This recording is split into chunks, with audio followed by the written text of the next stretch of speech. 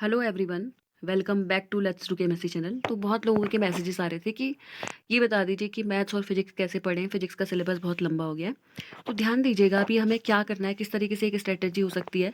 सबसे पहला हमारा टॉपिक है मैथ्स में। देखिए 13 टॉपिक है, पहले 14 थे ना, तो 13 करा है, लेकिन कुल मिला के टॉपिक अभी भी 14 ही हैं, क्योंकि एक टॉपिक है एनालिसिस करके उसमें इन्होंने रियल और कॉम्प्लेक्स को मर्ज कर दिया है। बाकी टॉपिक सिमिलर ही हैं, सेम है।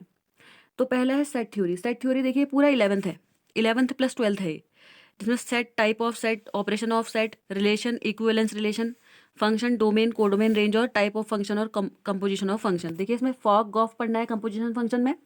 टाइप ऑफ फंक्शन में आपको पता है वन वन ऑन टू ये सब और वन वन ऑन टू ये फंक्शन पढ़ने हैं। कोडोमेन और रेंज हमें चाहे वो ट्रिग्नोमेट्रिक फंक्शंस की हो, चाहे वो नॉर्मल फंक्शंस की हो, लॉग की हो, एक्सपोनेंशियल की हो, सिग्नम फंक्शन की हो और ग्रेटेस्ट इंटीजर फंक्शन की हो। तो सिलेबस कुछ इस तरीके से है कि एक तो हमारा मॉड्यूलस फंक्शन हो जाएगा, एक हमारा सिग्नम फंक्शन हो जाएगा इसमें। तो इस तरीके से हमें पढ़ना है इनको। ठीक है, तो जो 11th और 12th है उसको बेस में रखते हुए हमें ये कवर करेंगे हम। इसके बाद सेकंड टॉपिक है मैट्रिक्स एंड डिटर्मिनेंट। तो इसमें देखिए types of matrix 12th class, elementary operation 12th class, inverse of matrix 12th class, rank of matrix से शुरू होगी graduation, rank of matrix, eigen value, eigen vector, characteristic equation, solution of system of linear equation. Solution of system of linear equation तो class 12th में भी है, लेकिन ये graduation वाला भी पढ़ना है हमें। और determinant and it's property class 12th का चैप्टर चौथा। तो क्लास 12th का जो चौथा चैप्टर है डिटर्मिनेंट, उसके बाद अगर आपको और एडवांस करने का मन है तो थोड़ा बहुत क्या कर सकते हैं हम, लॉग इंट्रोड्यूस करा देंगे उनके अंदर, कुछ इस तरीके के कॉम्पिटेटिव क्वेश्चन हम सॉल्व कर सकते हैं। बाकी ये भी 12th प्लस थोड़ा सा लिटिल बिट ऑफ ग्रेजुएशन ही है। अगला बात करते हैं टिग्नोमेट्री। तो टिग्नोमेट्री जो है ये साफ दिख रहा है, पूरी जो टिग्नोमेट्री की बुक है आपकी, ईयरली जो बुक है उससे रिलेटेड है इसमें सिलेबस। पहला टिग्नोमेट्रिक फंक्शन, इसमें टिग्नोमेट्रिक फंक्शन जो जनरल होते हैं वो भी पढ़ने हैं, फिर इन्वर्स भी पढ़ने हैं, टिग्नोमेट्रिक इक्वेशंस हमें पढ़नी है, इन्वर्स टिग्नोमेट्रिक फंक्शंस हमें पढ़ने हैं। टिग्नोमेट्रिक इक्वेशंस में सारी इक्वेशंस जाएंगी, क्लास 11th के फॉर्मूले, 10th का फॉर्मूला, ये सब। Exponential, circular and hyperbolic functions, ये एक अलग से टॉपिक है जो एयरली वाली किताब है उसमें। लॉगरिथमिक फंक्शंस, ये एक टॉपिक है। लॉगरिथमिक फंक्शन से इस टाइप के क्वेश्चन आते हैं, आपको लॉग -3 की वैल्यू निकालने के लिए दे देगा, प्रिंसिपल वैल्यू निकालिए, जनरल वैल्यू निकालिए। Gregory series, summation of trigonometric series. अब देखिए इसमें एक टॉपिक और था, टेलर थ्योरम और मैक्लोरिन थ्योरम, वो भी इन्होंने नहीं डाला है, वो हटा दिया गया है लगभग। तो ये सारा इस तरीके से हमें क्या है, मतलब सम ऑफ द सीरीज में से ग्रेगरी आई है तो थोड़ा बहुत इंक्लूड हो जाएगा वो सब। तो ये सब चीज़ें हैं। ठीक है, अब बात करते हैं वेक्टर एनालिसिस की। तो वेक्टर एनालिसिस में क्या डाला है, ये पूरी आपकी जो ग्रेजुएशन की किताब है ना वेक्टर, वही डाल दी same to same. Vector and scalar product, differentiation integration of vector, differential operator जो हमारा डेल होता है, ग्रेडियंट, डायरेक्शनल डेरिवेटिव। देखिए डायरेक्शनल डेरिवेटिव और मैक्सिमम डायरेक्शनल डेरिवेटिव से क्वेश्चन पेपर में पक्का आता है, तो ये इंपॉर्टेंट टॉपिक है पेपर के नजरिए से। Curl and divergence, line surface and volume integral and their application. अब देखिए लाइन सरफेस वॉल्यूम इंटीग्रल इसलिए क्योंकि इससे related Stokes theorem, Green's theorem और गॉस डाइवर्जेंस थ्योरम हमें पढ़नी है, 3 थ्योरम से ही। ठीक है, तो बस ये सिलेबस पुराना भी था, पूरा पुराना सिलेबस है। अब बात करते हैं डिफरेंशियल कैलकुलस की। डिफरेंशियल कैलकुलस में limit, continuity and differentiability, successive differentiation and Leibniz theorem, Rolle's theorem, mean value theorem, ये सब 12th है, मीन वैल्यू थ्योरम और Rolle's theorem. Expansion of functions, indeterminate form, ये नया टॉपिक है। इंडेटर्मिनेंट फॉर्म से पेपर में भर भर के क्वेश्चन आते हैं। Tangent and normals, curvature, asymptote, partial differentiation, Euler's theorem, maxima minima and saddle point. तो अब इसमें सैडल पॉइंट वाला जो कॉन्सेप्ट है थोड़ा सा हल्का सा हमारे लिए क्या है, हमें पढ़ना है।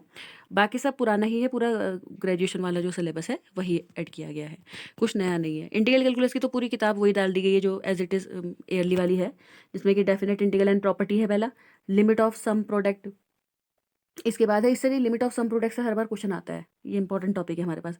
ऐसा क्वेश्चन आ जाएगा n/n+r करके बनाते हैं इसमें, जैसे 1/n+r, 1/n+2r, इस तरीके से हमें सीरीज दे दी जाएगी और कहेगा फाइनल रिजल्ट इसका निकालो। इस तरीके के क्वेश्चन इसमें आते हैं। बीटा गामा फंक्शन हमारे लिए ये तो हमको पता ही है, पहले से इंपॉर्टेंट है, इसके सारे फॉर्मूले वगैरह वो और प्रॉपर्टीज़, जैसे बीटा mn जो होता है हमारा, बीटा nm के बराबर होता है। और जैसे हमारे को पता है गामा 1 की वैल्यू क्या होती है, 1 होती है। और क्या बोलते हैं गामा एन की वैल्यू क्या होती है, इस तरीके के क्वेश्चन आ जाएंगे। इस तरीके के अलग अलग टाइप के क्वेश्चन इसमें आते हैं। गामा 1/2 की वैल्यू √π, तो ये टाइप के क्वेश्चन हमें पढ़ने हैं।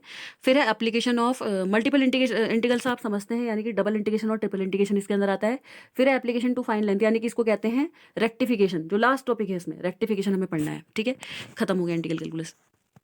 फिर बात करते हैं कोऑर्डिनेट ज्योमेट्री। कोऑर्डिनेट ज्योमेट्री में हमें पढ़ना है Cartesian coordinate system, Cartesian coordinate system ये लगभग इसमें थोड़ा 11th 12th भी हमारा कवर होता है, जिसमें कि क्या है, स्ट्रेट लाइन है, सर्कल एंड कोनिक सेक्शन पे सभी आ जाएगा आपका, इलिप्स आ जाएगा, हाइपरबोला आ जाएगा, पैराबोला आ जाएगा।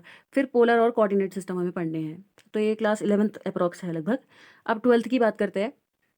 इसमें direction ratio, cosine, projection, plane, straight line, sphere, cone and cylinder. सिर्फ नया है जो वो है ग्रेजुएशन से sphere, plane, sphere, cone and cylinder. बाकी सब ये 12th का है इस सेट के। अब बात करते हैं अलजेब्रा की। अलजेब्रा में क्या क्या है, डेस्कार्टे रूल ऑफ साइन। तो ये देखिए, ये तो है ही इंपॉर्टेंट डेस्कार्टे। एक इसमें आपको याद होगा, आपने डेस्कार्टे और कार्डन मेथड पढ़ी थी। कार्डन इसमें दिख नहीं रही है, तो डेस्कार्टे उन्होंने डाला हुआ है। Roots of polynomial equation up to degree 3 and their properties. क्योंकि हम आपको बताया डेस्कार्टे ही कितनी डिग्री होती है उस इक्वेशन की, तो बड़ी डिग्री की जो इक्वेशन होती हैं वो हमें सॉल्व करनी है। Binary operation, group, abelian group, order of an element, order of group, सब ग्रुप, साइक्लिक ग्रुप। इसमें सारी जो थ्योरम्स हैं कि प्राइम होता है तो प्राइम ऑर्डर का साइक्लिक होता है नहीं होता है, या बिलियन होता है नहीं होता है, इस तरह की परमुटेशन और परमुटेशन ग्रुप, कॉसेट, नॉर्मल सब ग्रुप, और नॉर्मल सब ग्रुप से रिलेटेड जो थ्योरम्स होती हैं, क्वेश्चन ग्रुप से रिलेटेड जो होती हैं, और इससे रिलेटेड क्वेश्चन जो बनते हैं जनरली, उस टाइप के क्वेश्चन इसमें आएंगे। Lagrange theorem, ring, integral domain and field.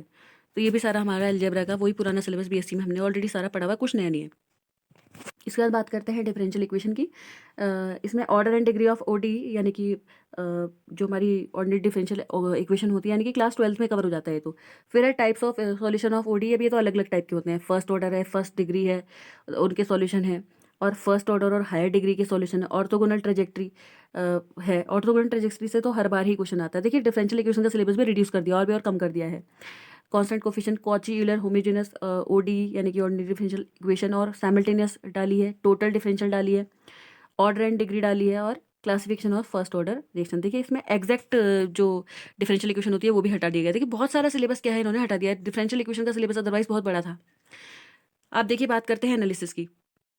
Analysis में real number system, countability of set, neighbourhood of point, open and close set, bounded set, limit point, completeness, property of R, ये सब पुराना syllabus है। नया डाला है तो ये है आर्किमिडियन प्रिंसिपल और ऑर्डर एग्जिम्स। ऑर्डर एग्जिम भी हमने पहले पढ़े हुए हैं, तो आर्किमिडियन प्रिंसिपल एक नया डाला है इन्होंने, आर्चिमिडियन। ठीक है। अब इसके बाद बात करते हैं कॉम्प्लेक्स नंबर की। तो कॉम्प्लेक्स नंबर में अर्गन, प्लेन, ये सब 11th class. Plane, polar presentation of complex number, ये भी उसमें कंप्लीट हो जाता है। Locus of point on complex plane, ये ग्रेजुएशन का है। Complex function, limit, continuity and differentiability of a function of complex variable, analytic function, और कॉची रीमेन जो होती है इसी के अंदर कवर अप हो जाएगी। बस इतना सही सिलेबस इसमें भी रिड्यूस करके डाल रखा है। बात करते हैं लीनियर अलजेब्रा की। वेक्टर स्पेस, सब स्पेस, कॉसेट, क्वोशंट स्पेस। अब देखिए, ये क्वोशंट स्पेस आपने ऊपर भी पढ़ा, अभी कॉसेट उसमें भी ऊपर भी आ रहे थे। तो आप मतलब आधा सिलेबस क्या है, ऊपर नीचे मर्ज है, सेम चीज़ पढ़नी है। तो दोबारा पढ़ने की क्या बात है, एक ही बार में इसको अगर हम अच्छे से कवर करेंगे तो ये कवर हो जाएगा। लीनियर कॉम्बिनेशन ऑफ वेक्टर्स, क्यों ये सारी चीज़ें क्यों पढ़ रहे हैं, क्योंकि हमें आगे बेसिस पढ़ना है। बेसिस कब आएगा, जब हमें लीनियर स्पान के बारे में पता हो, लीनियर इंडिपेंडेंट और डिपेंडेंट के बारे में पता हो, क्योंकि दो कंडीशन बेसिस में फॉलो होती है। लीनियर स्पान होना चाहिए और इंडिपेंडेंट होना चाहिए, डिपेंडेंट होना चाहिए। कमेंट सेक्शन में करके बताइएगा। और लीनियर ट्रांसफॉर्मेशन, इससे भी थ्योरम ही आती है आपकी, टी अल्फा प्लस बीटा, इस तरीके से करके। तो ये इस तरीके के क्वेश्चन हमें इसमें, या कॉन्सेप्ट हमें इसमें पढ़ने हैं। थ्योरम्स वाला पूरा है ये, तो पूरा थ्योरम्स पे ज़्यादा आधारित है, क्वेश्चन कम ही है इसमें। बात करते हैं एनए की। एनए का सिलेबस भी काफ़ी कम डाल रखा है। फाइनाइट डिफरेंस ऑपरेटर डाल रखा है, जिसमें कि आपको डेल पढ़ना है, ई पढ़ना है, इनकी वैल्यूज़ क्या होती हैं, इंटरपोलेशन पढ़ना है, और ई की पावर एच एक्स करके वो है, वो पढ़ लेना। Lagrange's and Newton's interpolation formula डाल दिया है, क्योंकि पहले शायद न्यूटन और ग्रेगरी आता था। एक root finding method for non linear equation डाला है, system of linear equation and its solution. तो यहाँ से भी सिलेबस थोड़ा रिड्यूस ही किया है। अब बात करते हैं मैथमेटिकल स्टैटिक्स की। मैथमेटिकल स्टैटिक्स में रैंडम एक्सपेरिमेंट है, सैम्पल स्पेस है, 11th क्लास में sample space, event and their type है, ये भी लगभग exams of probability, addition and multiplication theorems class 12th, conditional probability class 12th, Bayes theorem. अब ये थोड़ा 12th प्लस मिक्सअप आप ग्रेजुएशन कह सकते हैं। मेजर ऑफ सेंट्रल टेंडेंसी, अभी जो एएसओ की तैयारी कर रहे हैं वो तो ऑलरेडी इसमें पढ़ रहे होंगे। मेजर ऑफ डिस्पर्जन, कोरिलेशन भी है उसमें, और रिग्रेशन शायद नहीं है। तो ये इस तरीके से हमें क्या करना है, इसमें तैयारी करनी है। ये भी, इसमें भी सिलेबस आपको रिड्यूस करके दिया है। तो देखिए, मैथ्स का सिलेबस तो रिड्यूस कर दिया गया है, लेकिन दिक्कत क्या है, फिजिक्स का बढ़ा दिया गया है। फिजिक्स का सिलेबस में मतलब अंतर है, वो पुराना सिलेबस नहीं रह गया फिजिक्स का। जैसे देखिए, वेक्टर एनालिसिस जो है, इसमें तो हमने सारी चीज़ें ऑलरेडी पढ़ी हुई हैं।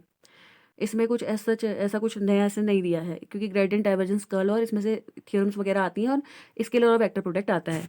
अब बात करते हैं ग्रेविटेशन फील्ड एंड पोटेंशियल। तो न्यूटन्स लॉ ऑफ ग्रेविटेशन, ये क्लास 11th है। ऑर्बिटेशन escape velocity class 11th। Gravitational field intensity, ये सब 11th है, सारा 11th। तो 11th को खोल के डाल दिया है अब। अब इसके बाद है हमारे पास नेक्स्ट, जिसमें दिया है हमें कंजर्वेशन ऑफ एनर्जी।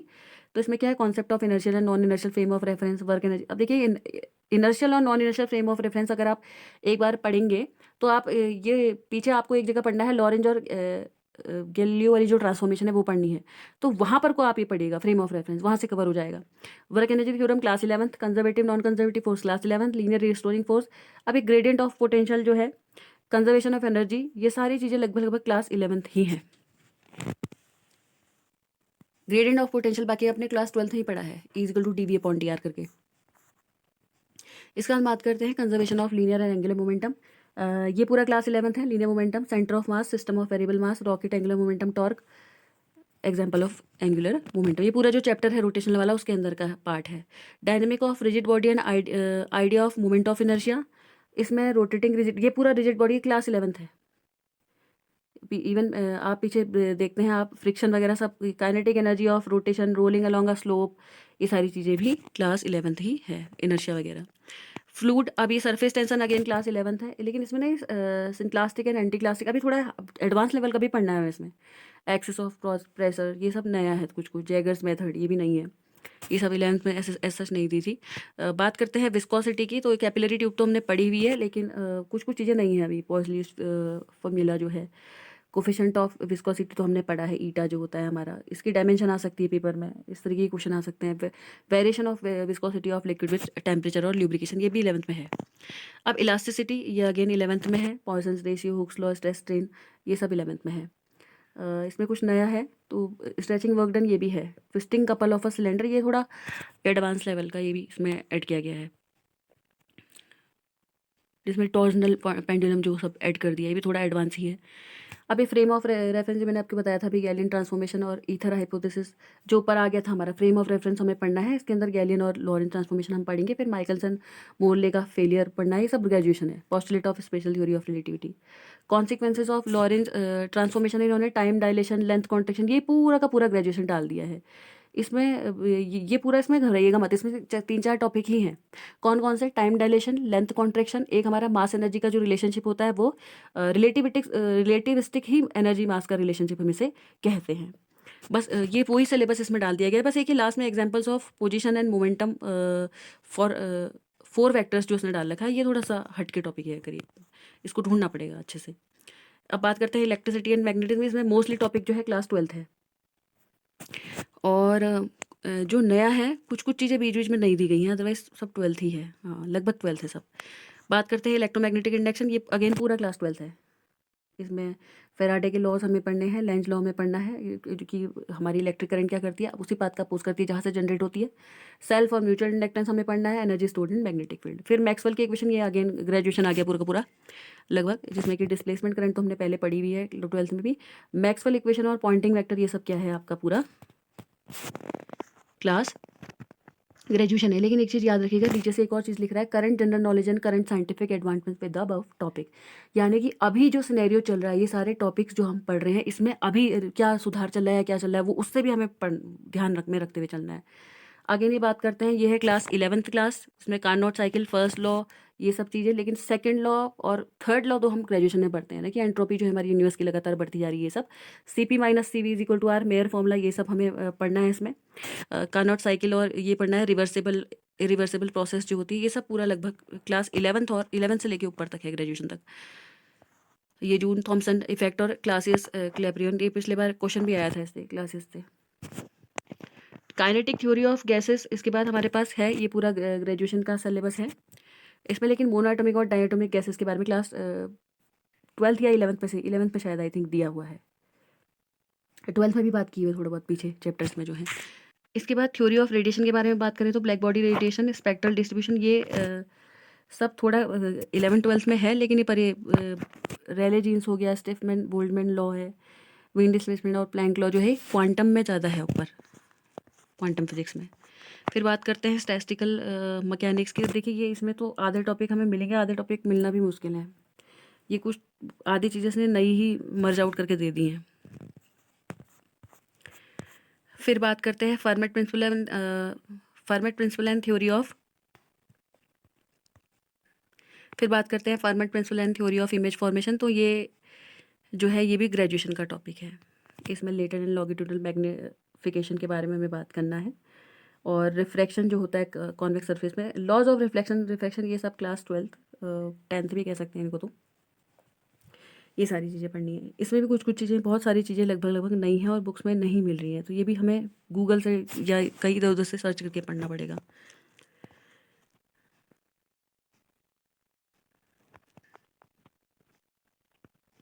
इसके बाद ऑप्टिकल एब्रीवेशंस एंड डिस्पर्जन, ये वाला जो टॉपिक है थ्योरी ऑफ डिस्पर्जन, ये जो है ये लगभग प्रिज्म वाला जो चैप्टर है ना हमारा, प्रिज्म अगर हम पढ़ेंगे क्लास 12th का तो वहाँ से भी हमारा कवर हो जाएगा। उसमें क्रोमेटिक एब्रिएशन है, एक्रोमेटिज्म के बारे में भी थोड़ा बहुत दिया है। और achromatism combination of lenses in contact and separated lens, ये हमें थोड़ा नया टॉपिक है, ग्रेजुएशन के थ्रू देखना पड़ेगा। थ्योरी ऑफ डिस्पर्जन भी क्लास 12th में है। वेव ऑप्टिक्स में इलेक्ट्रोमैग्नेटिक नेचर डाला है और प्रॉपर्टी ऑफ हाइगन प्रिंसिपल, ये क्लास 12th है पूरा।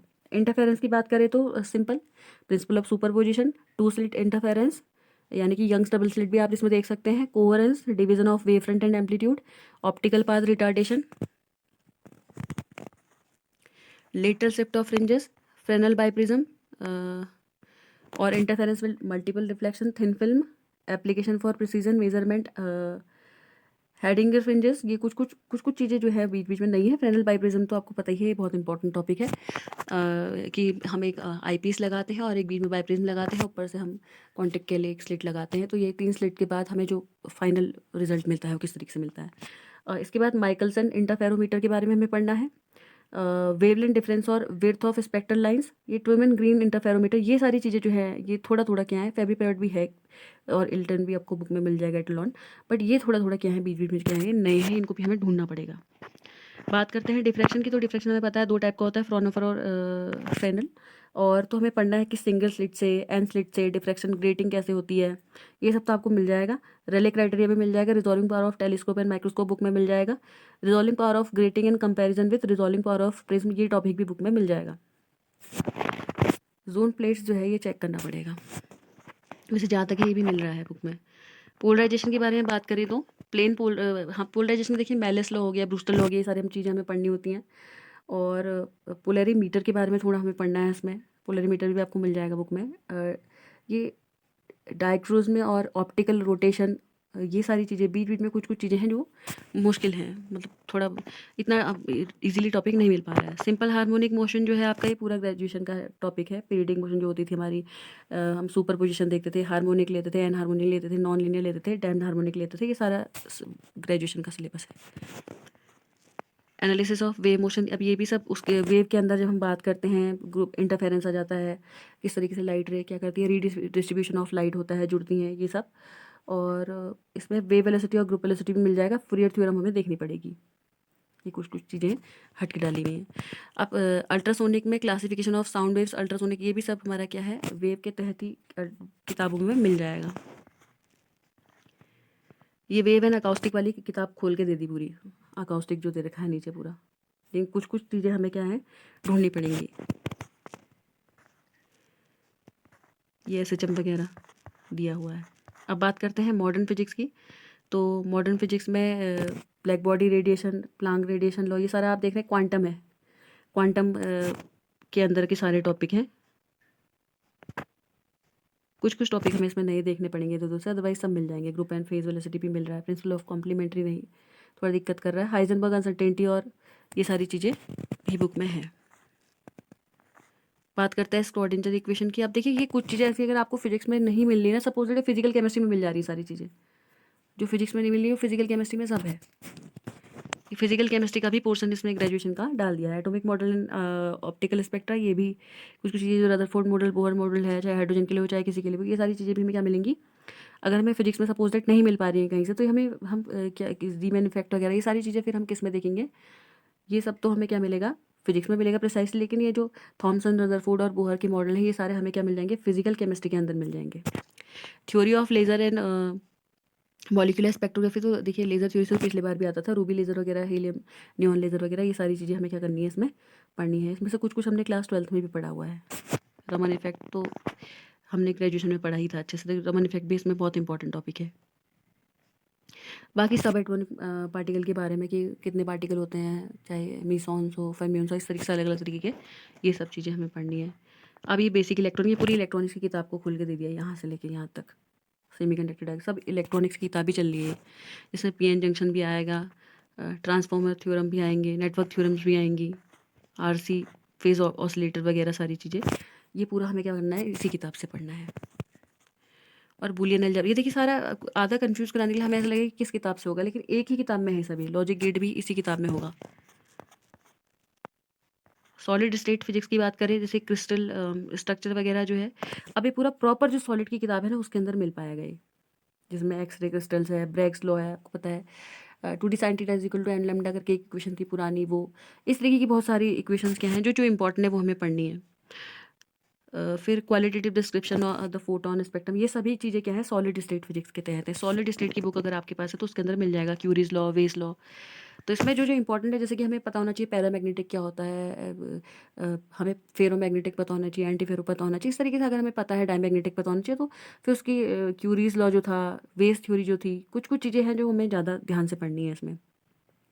फिर डाइलेक्ट्रिक प्रॉपर्टीज ऑफ मटेरियल में पोलराइजेशन, अब देखिए इसमें यहाँ पे कंफ्यूज मत होइएगा, पोलराइजेशन जो ऊपर लाइट वाला है वो अलग है, इलेक्ट्रिक फील्ड के अंदर एक पोलराइजेशन होता है, वो भी एक टॉपिक ऊपर से डाला हुआ है। अब ये डीपोलराइजेशन फील्ड, ये सब इलेक्ट्रिक ससेप्टिबिलिटी, तो ये भी क्या है डाइलेक्ट्रिक प्रॉपर्टी, मतलब इलेक्ट्रिक वाले से ही ज़्यादा क्या है रिलेटेड है।